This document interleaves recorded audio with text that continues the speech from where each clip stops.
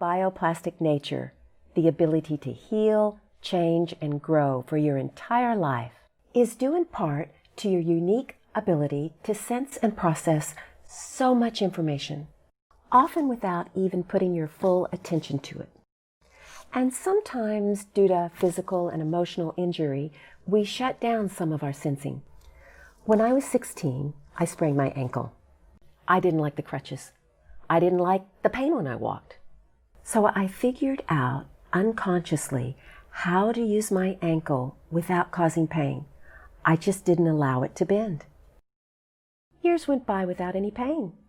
I worked out, I ran, but all the while, the misuse of my ankle, holding it stiff and not allowing the flexibility that needs to happen there happen.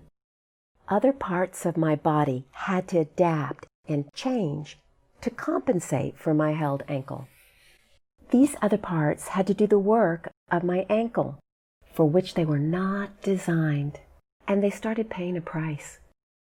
As I was untwizzling those parts, I discovered how my unconsciously held ankle was the generator of compensations that led to breakdown in other parts. But all those years, I had no idea what I was doing. Here is an example of a young, strong athlete that may not know what she is doing either. Of these two yogis, which one do you think would have back pain or rotator cuff issues or carpal tunnel syndrome or even knee instability? If you have this schematic, does it give you more information? You can see that long sleeve yogi is able to extend through her spine and fan her ribs, so there is not as much load into her low back or torque on her shoulder. Sleeveless yogi can only catch her toes, but long-sleeved yogi can catch her ankle. Long-sleeved yogi's sternum, her breastbone, is being lifted, while sleeveless yogi's breastbone is falling forward and down. If her mid-spine and shoulders were more flexible, she wouldn't have to torque her hips so much. Lastly, you can see that sleeveless yogi has to hyperextend her knee to keep her weight balanced. This 1950s Barbie doll has 5 joints, 1 neck joint, 2 shoulder, and 2 hip joints. The human body has over 350 joints, not 5. You can imagine if this Barbie were real, with all the workload dumped onto the few transitional places she has, she might need a spinal fusion at the top of her neck and several joint replacements by the time she was 20. In the 1970s, Barbie got a waist. Many of us moved similarly to this doll, using just our low back for all our bending and twisting, causing excessive wear and tear at our lumbar spine. This is why there are so many low back diagnoses involving L4 and 5 and L5 and S1. By the 80s, Barbie was designed with 14 joints. Sleeveless yogi is moving somewhat like this Barbie. Sleeveless yogi's elbow, shoulder, and back bend about the same as Barbie's. Not an optimal situation to use less than 1% of your available mobility. By the 21st century, one might think we had real human mechanics all dialed in. Here is the best animation I found on the internet. Does something look wrong here? Notice he doesn't move his spine, pelvis, or ribs. You can feel the impact through his ankle and knee and hip each time he takes a step. This is how many of us walk. No wonder we have achy knees and hips and a low back that feels like it has been pounded on. This animation shows more potential for workload distribution. Notice how the hips are mobile and the sacrum is free to move. The spine recoils with compression and springs back, giving free potential energy. All the ribs in the sternum are involved. A chiropractor saw this video at the beginning of a weekend workshop. When the workshop was over, she shared, "I thought that video looked ridiculous when I first saw it, but now I feel like that when I walk." If we walk like Frankenstein, we just pound into our bones. You can learn to sense if you are moving like sleeveless yogi, and you can learn to move like long sleeve yogi.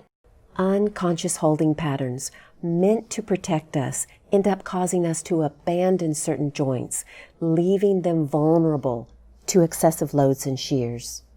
And this abandonment can happen on an emotional level too.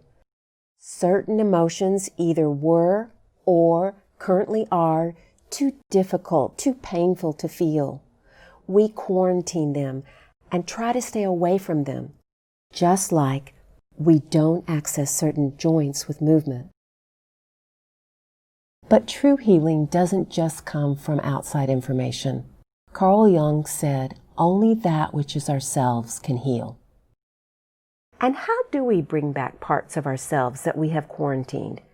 Increasing our external awareness, called exteroception, and our internal awareness, called interoception, allows us to feel ourselves in ways that we haven't been able to or didn't want to for years. Many of us have unconscious holding patterns put in due to physical or emotional trauma. Here is a photo of the young Romanov girls, the daughters of Tsar Nicholas II, all of whom, along with their mother and brother and father, were executed by the Bolsheviks in 1918. But this photo was taken long before that. Even in the indulged life of a princess, adored by their father, culture bears down on each one of them as they age.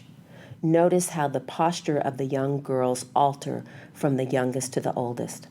The youngest is standing with her feet firm on the ground, sturdy and rooted on earth. But the eldest is perched with her feet awkwardly turned, evoking an image of a high wire balancing act. And the transition between the youngest and the eldest exhibited by the two middle girls is telling. With each sister advancing in age, you see the transition away from an open-hearted, exuberant personality to a teeter-totter persona, amplifying uncertainty and distrust. Look at the subtle morphing of the smiles into glares. The distance between each sibling lessens, and foot placements become more narrow and extreme with the years. This image represents research done with over 700 subjects across 3 different continents and all speaking different languages.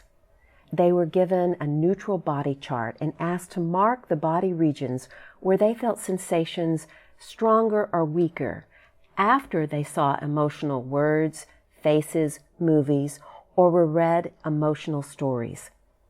This was not where they felt heat or tactile stimulation. They were specifically asked about emotions. You might recognize some of the sensations in your own body as you look at the emotions represented. But there's one more thing you need to know that pulls everything together. Watch part 3 to find out how you actually reverse and restore all the damage done just by walking on Earth.